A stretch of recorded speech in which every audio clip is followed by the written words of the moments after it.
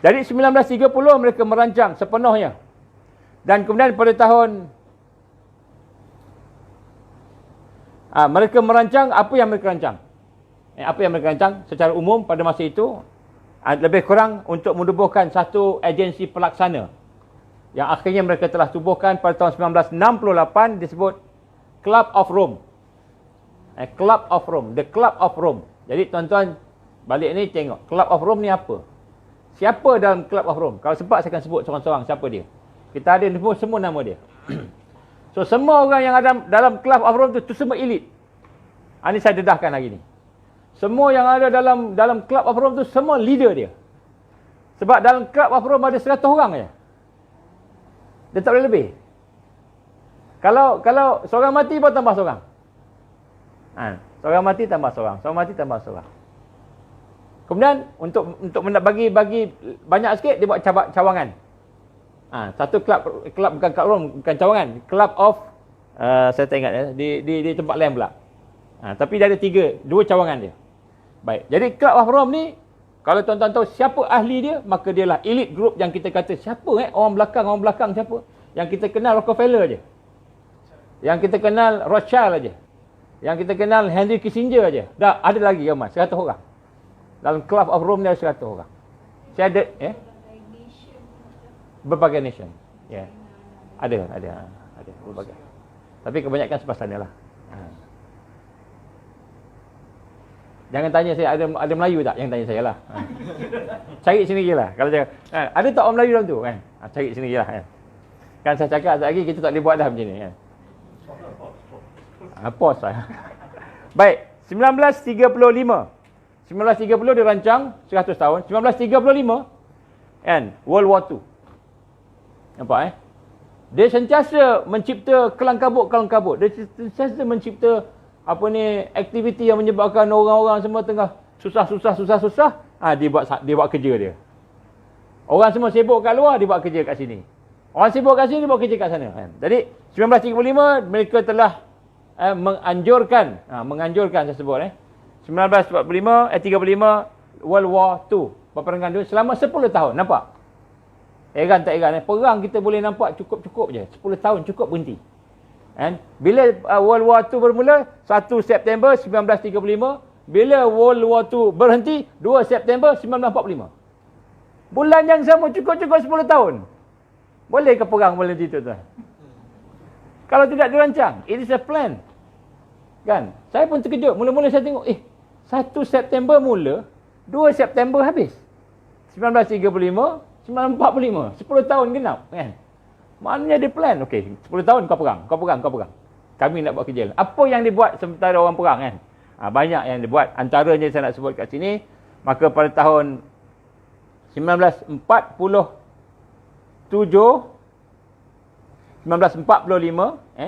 masa tu perancangan berjalanlah perancangan dia. Maka pada tahun 1945, tak ada, saya tak tulis pula kat sini. 1945 tu terbentuknya Bretton Woods. 19 awal lagi Bretton Woods ni 1944 Bretton Woods Institution, maknanya merubah daripada sistem keuangan berbentuk gold kepada sistem keuangan US dollar. 1944 betul. 1945 lepas tu United Nations terbentuk. 1945 April, kalau tak silap saya, sebelum perang dunia habis. Jadi heran, patutnya perang dunia habis baru buat United Nations. Nak tahu siapa menang siapa kalah. Tiba-tiba dia buat sebelum habis lagi dia dah buat dah. Maknanya something wrong lah kan. Tapi itulah perancangan. 1945 September habis perang dunia kedua. 1945 April, kalau tak silap saya, United Nations ditubuhkan. Jadi bila habis saja 1945, habis je perang, United Nations terus boleh berperanan dah. Smooth, pelancaran smooth kan, yang lancar. Kemudian 1947, nampak? 45 dia dah mula bergagak-gagak kan. 47 berlakulah resolusi 181 United Nations tadi untuk memberikan ataupun menubuhkan negara Israel pada tahun 1948. 1947 dia masuk ramai-ramai ke Palestin secara resmi. And United Nations memberikan Zionis tanah Palestin. Memberikan tanah Palestin dan kemudian selepas itu Israel terbentuk. Jadi ini 50 tahun selepas 1867. Nampak jadi mereka buat kerja 50 tahun, 50 tahun, 50 tahun. Kalau kita tengok perancangan mereka 50 tahun ni, umur manusia berapa tahun?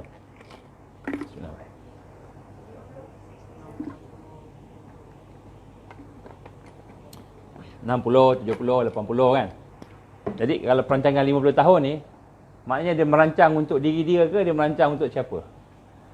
Jadi yang rancang ni orang yang hidup sepanjang zaman. Kalau dia rancang, tentu dia tak terfikir dia rancang biji sebelum pencen je macam kita kan. 50 tahun cukup lah. Dia rancang sampai 100 tahun ni perancangan. 200 tahun, malahan banyak 1000 tahun sebenarnya. Perancangan ni sebenarnya kalau kita nak patah balik banyak lagi. Panjang pula masa nanti kan. Ini pun dah panjang masa. Jadi nak sebut sini perancangan dia panjang. Nak cerita tak cukup sehari kan. Siapa yang merancang? Yang hidup. Yang hidup tak mati-mati. Siapa? Iblis. Yang rancang ni Iblis. Itu saya sebut awal-awal dulu yang lepas. Series yang lepas. Yang rancang ni Iblis. Dajjal ni untuk dia punya kaki tangan dia je, pengikut dia. Anak dia. Jadi kita lihat sebenarnya yang merancang itulah Iblis. Sebab tu dia merancang 50 tahun, 50 tahun. Dia tahu setiap kali dia rancang 50 tahun, habis 50 tahun, habis satu generasi kan. 50 tahun ni satu generasi lah. 40 tahun, 50 tahun, satu generasi. Maknanya yang bersama dengan dia tu semua dah tua-tua. Jadi anak dia pula mulakan. Jadi kita pula orang Islam, kalau kita dah ikuti dia, dah 50 tahun ni, maknanya kita dah tua dah, tak larat dah. Tapi dia pula mula generasi baru. Nampak? Jadi sebab tu perancangan dia bukannya 10 tahun, 20 tahun. Perancangan dia 50 tahun, 100 tahun. Supaya orang Islam tak boleh follow. Jadi macam mana orang Islam nak follow? Kita kena buat kajian. Kita buat kajian baru kita nampak dia punya pattern dia. Dia punya trend dia. Baru kita nampak. Kata kita tak nampak. Kalau kita nak ingat sangka baik je. Dia orang bagus. Tak ada bunuh orang pun baik sebagainya. Maka kita tertipu dengan perancangan jahat Iblis. Jahat Iblis ni dia bergenerasi. Sebab tu dia buat 50, 100. 50, 100. Sebab tu saya tekankan 50, 100 ni. Kenapa? Sebab dalam trend, pattern perancangan mereka begitu. Baik. Kemudian selepas itu pada tahun 1948 Israel terbentuk. 1967. So 1967 ini adalah merupakan 50 tahun daripada Balfour Declaration. Nampak? Balfour Declaration 1917. 50 tahun 1967. Mula-mula dideclare, dia kata apa? Palestin ni milik orang Yahudi ataupun dia kata homeland. Tanah air pada orang Yahudi. 1917. 1967. 50 tahun. Dia ambil Palestin dengan peperangan. Maknanya 1947 tu dia dah dapat, tapi dia belum kuasa betul-betul. 1967 tu dia ambil. Baitul Maqdis duduk di bawah dia. Hari ni tuan-tuan, puan-puan sekalian, kalau nak pergi Baitul Maqdis, kena dapat kebenaran daripada Israel. Saya tak boleh pergi. Kena blok. Saya nak pergi hari tu. Adalah misi nak pergi kan. Ada misi lah. Misi baik lah kan. Dia tengok je nama saya ni. Terus dia kata. Tak boleh. Siapa yang bersama dengan saya yang apa-apa, semua ditolak. Sebab tu jangan ajak saya pergi Palestin. Pergi Baitul Maqdis. InsyaAllah ditolak. Tak lepas. Kenapa? Dia yang kontrol. Dia suruh kita hantar nama 30 hari sebelum. Ataupun sekarang dah 40 hari sebelum. Jadi nak tunjuk kat sini, mereka dah kuasai Baitul Maqdis 1967. Jadi tuan-tuan tengok 1967 apa berlaku. Balik ni tengok. Saya nak cerita panjang nanti, detail tak sempat nak cerita pasal 2020 ni. 1968, 1967 dia menang dengan Palestin. 1924 dia menang dengan Ottoman Empire. 1925 Saudi ambil Semenanjung Arab. Kan? 1930 dia rancang. 1967 dia menang dengan Palestin. Bukan menang Palestin. Dia menang dengan orang Arab. Arab semua dah kalah dah. Dalam masa 6 hari. Maka pada tahun 1968 dia menubuhkan dia punya agensi pelaksana kepada perancangan kan, Agenda 21. Agensi pelaksana untuk perancangan, melaksanakan perancangan dia untuk kan, control the whole world, kan, 1930, 2030. Nampak? 2030. Jadi 1968 tu, dia dah lega sebab dia dah kalahkan Arab. Arab dah tak boleh bersatu, dah kalah dah. Yang gerakan-gerakan Islam yang kuat pada masa itu, Ikhwan Muslimin, telah berjaya diperdayakan melalui Mesir pada masa itu. Akhirnya mereka ditarik sebab Ikhwan Muslimin ketika peperangan tu dia datang sebelum tu. Kan, kemudian menang, dapat menguasai Baitul Maqdis selama seminggu kurang lebih. Lepas tu Mesir panggil, biar kami lah lawan Israel. Balik aja orang-orang kampung daripada Ikhwan Muslimin di Mesir masa tu, mereka terus dihancurkan oleh Mesir. Habis Hasan al-Banna, Syed Hasan al-Banna dibunuh. Kan, ulama-ulama dibunuh, ramai dibunuh. Yang dipenjara. Kan, mereka lah yang menang lawan Israel sebelumnya. Jadi bila lepas tu Mesir campur-campur dengan Iraq dan sebagainya nak lawan Israel 1967, kalah dalam masa 6 hari. 6 hari kalah terus, kan. Maka 1967 secara resmi Israel telah mengalahkan bangsa Arab. Negara Arab keliling tu dia dah kalahkan. Maka bila dia dah kalahkan, maka 1968 mereka menubuhkan satu agensi pelaksana dipanggil The Club of Rome. Tuan-tuan tengok The Club of Rome ni, siapa dia punya ahli dia. Maka ahli dia itulah yang merupakan mereka yang merancang untuk Agenda 21. Apakah Agenda 21? Mereka nak memenangi dunia ini pada abad 21. Abad 21 daripada mana? Daripada tahun 2001 sampai 2100. 2100, itu abad 21. Maksudnya 2001 ni dah bermulanya Malhamah Kubra secara intensif. Saya akan sebut nanti. Jadi 1968 tertubuhnya The Club of Rome, yang mana bermulanya perancangan Agenda 21, menguasai dunia sehingga ke abad ke-21. Dan pada tahun 1971 mereka telah menubuhkan pelaksana terbesar kepada Agenda 21. Jadi 1968 tu The Club of Rome tu adalah untuk merancang, yang merancang. Maknanya think tank. Club of Rome ni think tank, merancang. Pemimpin lah. Kemudian pada tahun 1971 ditubuhkannya pelaksana, siapa yang akan melaksanakannya secara on the ground, iaitu ditubuhkan World Economic Forum 1971. So World Economic Forum ni lah yang akan merancang atau yang melaksanakan perancangan daripada Club of Rome. Club of Rome ni elit. Dalam tu ada Rockefeller, dalam tu ada Rothschild, dalam tu ada Henry Kissinger. Saya bacakan sikit nama dia supaya kita kenal. Boleh ke? Baik, saya bacakan nama dia sikit. Panjang. Banyak sangat.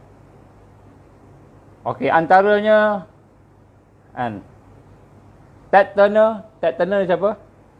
Ted Turner ni yang mengasaskan CNN. Yang mengasaskan media. Dia pegang media. Ted Turner ni dia media, bahagian media. Kemudian George Soros. Pernah dengar nama George Soros? Macam pernah dengar kan? Dia pun Club of Rome juga. Tony Blair. Pernah dengar Tony Blair? Perdana Menteri kepada Britain, United Kingdom. Minister, Prime Minister. Deepak Chopra. Pernah dengar Deepak Chopra? Ni US, orang US kenal. Dia dia bukan Hindu. Dia orang India. Dia ni imam. Imam New Age religion, dia imam, dia guru. Deepak Chopra. Desmond Tutu, Timothy Wood, Henry Kissinger, George Matthew, Helen Cleveland. Saya sebut nama yang kenal-kenal kot, banyak nama tak kenal kan. Prince Philip of Belgium. Prince, raja pun ada. Donna Sofia, Queen of Spain. And Karan Singh. Ni bukan yang TV3 punya tu. Ni Karan Singh ni former Prime Minister of India. Jadi India punya Prime Minister. Ahli Club of Rome. Siapa lagi? Banyak ni. Tapi saya tengok nama yang kita biasa dengar lah. Saya sebut. Kalau ada yang dengar. Semua tak pernah dengar ni kan. Orang Jepun pun ada kan. Orang Rusia pun ada. Orang... Siapa lagi? Siapa yang kita kenal many more. Itulah lebih kurang lah. Lebih kurang. Jadi Club of Rome ni adalah merupakan Mikhail Gorbachev, kalau kita pernah dengar nama dia, Mikhail Gorbachev ni bekas Perdana Menteri Rusia. Macam dia Rusia, tiba-tiba dia jadi ahli kelab Rom pula kan. Itali, Rom ni kat Itali kan. Apa kena-mengena kan. Dan sebagainya. Jadi juga begitu juga top-top. Bill Clinton, Bill Clinton. Bill Clinton bersama Jimmy Carter bersama siapa lagi yang kita kenal? Adalah lebih kurang tu. Jadi dah sebab saya, begitu juga orang United Nations banyak di Club of Rome. United Nations banyak. Dekat Malaysia siapa? Jangan tanya saya, cari sendiri. Okey, jadi Club of Rome ni 1968. 1968 dia bermula operasi merancang untuk sampai 2030. Nak buat macam mana? Apa nak buat dia rancang. Okey, nanti kita baca sikit. Kemudian 1971 World Economic Forum. World Economic Forum ni sekarang ni menjadi satu agensi pelaksana yang paling hebat sekali. Kita tengok dia merancang banyak benda. Termasuklah kita tengok tentang climate change. Tak lama lagi kita akan ada climate change. Apa climate change? Perubahan cuaca. Cuaca akan berubah ni. Kita tengok ada hujan, tempat yang tak patut banjir, banjir, tempat yang tak patut kemarau. Jadi kita kena tengoklah. Sebab tu kalau nak buat rumah, jangan buat rumah dekat tempat banjir. Buat rumah tinggi sikit. Kalau banjir, kita tak kena banjir, insya-Allah. Tapi jangan tinggi pula tak ada air. Rumah tempat yang ada tinggi tapi ada boleh ada air lah, jangan tak ada air pula. Nanti ada kemarau pula. Jangan duduk tepi laut. Tiba-tiba tsunami pula kan. Jadi nak pilih rumah tu tengok. Tapi yang penting sekali pilih rumah kalau boleh carilah orang-orang yang soleh sebelah jiran kita. Jangan sebelah jiran kita kan perompak kan. Kemudian pada tahun 1971 ditubuhkan World Economic Forum, WEF. Ini tuan-tuan dan puan tengok WEF ni penting ni. Dia akan jadi penting. WEF, World Economic Forum. 1973 dia telah merubuhkan Trilateral Commission. Apa Trilateral Commission? Gabungan antara USA, Amerika, Western Europe dengan Jepun. Apa kena mengena Jepun? Jadi tiga ni membentuk, mewakili kepada setiap peringkat dunia. Contohnya Amerika di sebelah barat sekali, benua Amerika, North America. Western Union mewakili kawasan tengah, iaitu European Union, dan juga mewakili Middle East dan juga Afrika bahagian tengah. Kemudian yang bahagian timur Jepun. Jepun. Kenapa tak Malaysia? Malaysia ketinggalan, macam-macam ketinggalan. Jadi tujuannya untuk penguasaan politikal dan ekonomi dalam perancangan. Jadi trilateral, apa kesamaan Trilateral Commission dengan Club of Rome dengan CFR? Tiga-tiganya itu belakangnya Rockefeller. Rockefeller belakang semua. Baik, kemudian kita lihat pada tahun 1979. Ini masuk fasa saya bincang minggu lepas. Apa berlaku 1979? Bismillah.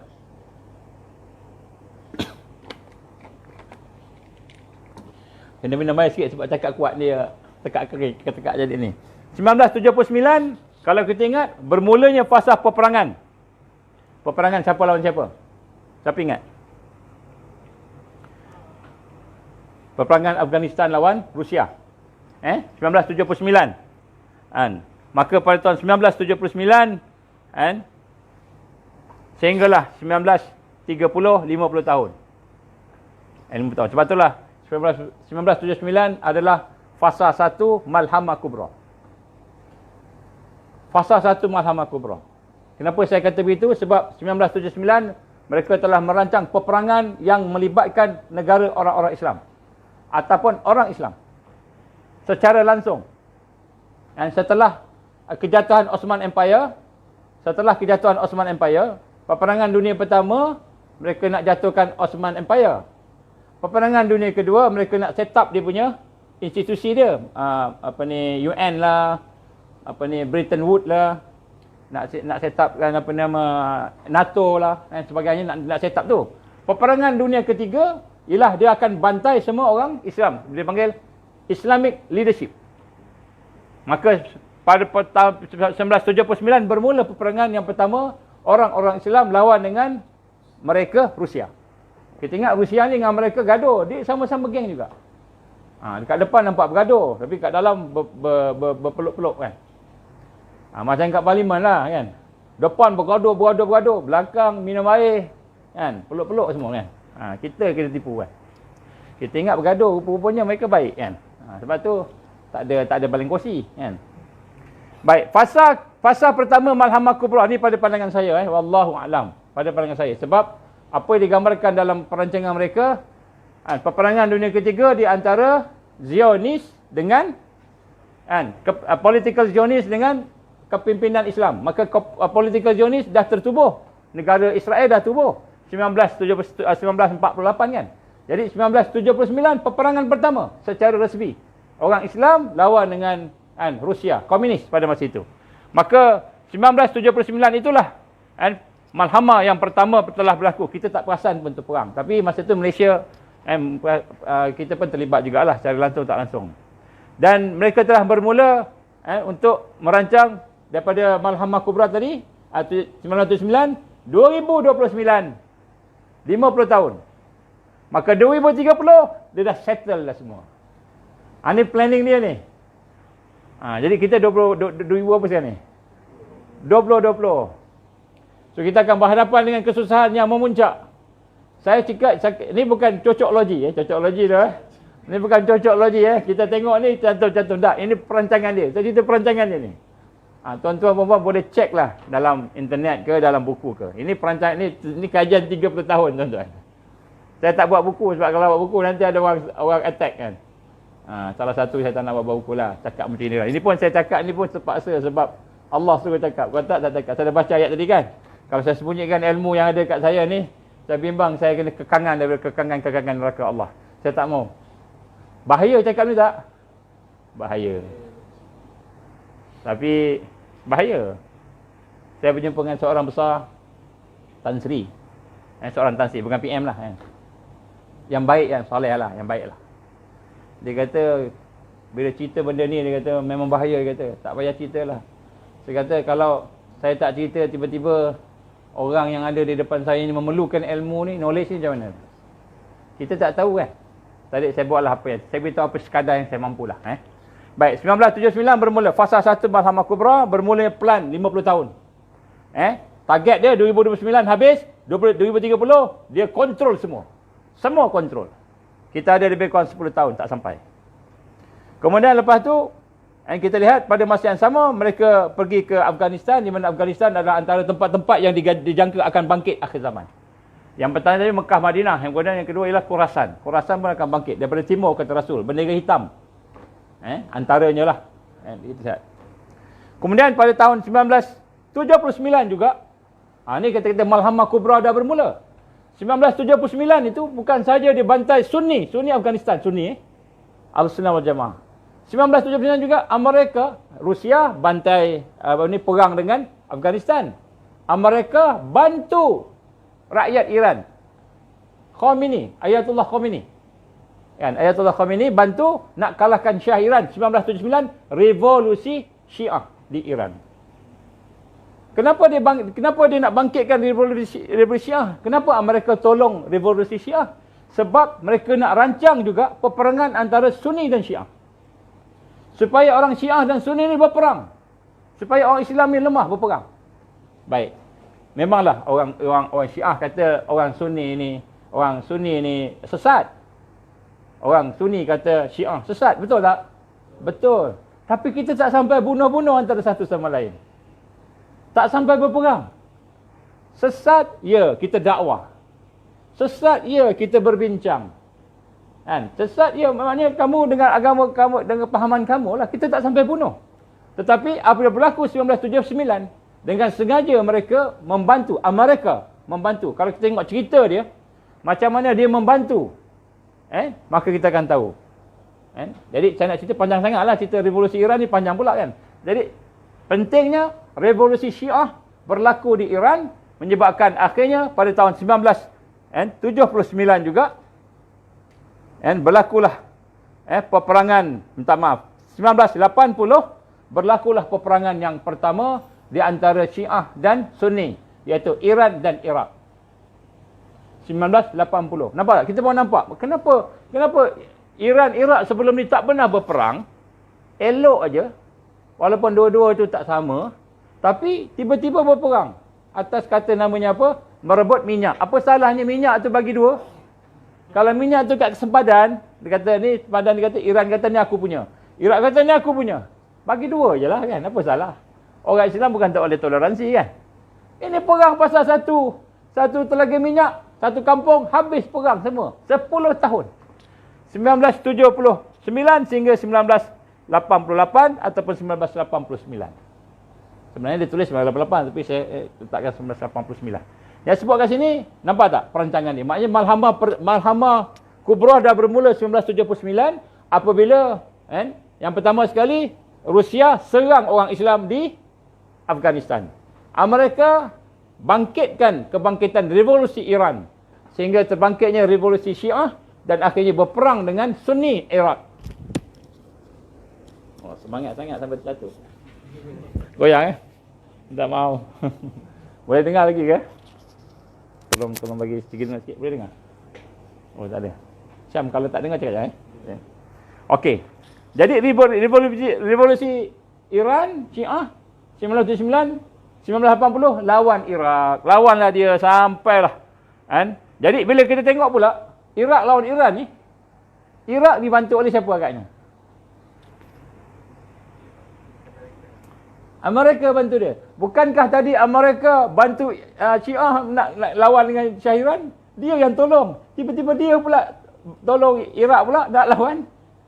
Iran yang ditolong tadi. Kan tak masuk akal. Nampak tak? Itu perancangan dia. Dia nak laga-lagakan kita. Sama macam sekarang. Nak laga-lagakan kita. Ulama-ulama kita dilaga-lagakan. Kan? Wahai para alim sekalian, ustaz-ustaz. Janganlah bergaduh. Carilah jalan penyelesaian, toleransi. Berbaik sangka berlapang dada. Kita dilaga-lagakan. Ini semua adalah merupakan perkara yang sedang berlaku sekarang. Kita rasa kita betul, kita nampak orang lain salah. Maka kita pun bantai dia, pukul dia. Cakap macam-macam. Apa salahnya kita cakap pelan-pelan kat belakang? Kan? Baik. Jadi 1980-1988 bermulanya peperangan Syiah dan Sunni, Iran dan Iraq. Iraq yang dibantu oleh Amerika. Siapa Iraq dibantu oleh Amerika? Sebab Iraq tak kuat.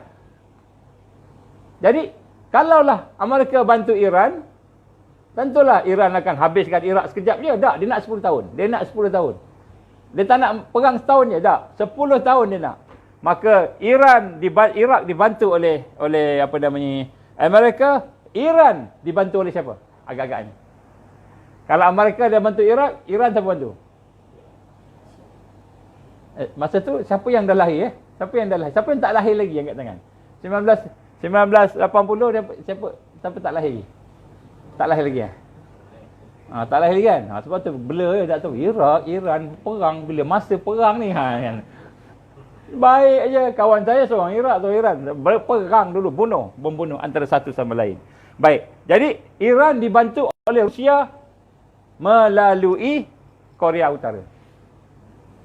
Jadi Rusia mula-mula dia tak mau kan, olok-oloknya lah. Tapi sebenarnya bila Iraq dah dibantu oleh Amerika, dia mesti bantu Iran sebab dia Cold War dengan peperangan dingin dengan Amerika kan. So Iran dibantu oleh USSR pada masa itu, masih lagi USSR, melalui North Korea. Jadi dia hantar senjata, North Korea lah olok-oloknya bantu Iran. Jadi pada tahun 1988 maka habis perang. 1988 habis perang. Iran habis perang. Kita damailah. Setelah 10 tahun bergaduh, tiba-tiba boleh berdamai. Kenapa? Dah cukup masa, dah cukup 10 tahun cukup kau perang. Next phase. Jadi tak perang dah. Kalau tuan-tuan gaji, contohnya Saddam Hussein. Siapa Saddam Hussein? Dia seorang Freemason. Saddam Hussein seorang Freemason. Kita nampak Saddam Hussein ni bagai. Adalah kebaikan juga dia buat. Tapi kebaikan semua politik. Baik. 1988, dia perang habis. Maka dia nak buat, kenapa perang Iran-Iraq habis? Sebab dia nak fokus pula. Bukan hanya di region sebelah timur. Dia nak fokus kepada world pula sekarang ni. Sekarang dia nak perang dengan Islam seluruh dunia. Maka pada tahun 1988 tertubuhlah Al-Qaeda. tertubuhlah Al-Qaeda. Nampak tak? Iran habis 98, nak kena ada perang lagi. Tapi perang kita bukan sama-sama dia. Kita nak bantai orang Islam. Maka 1998 dia bentuk satu, dia disebut Al-Qaeda.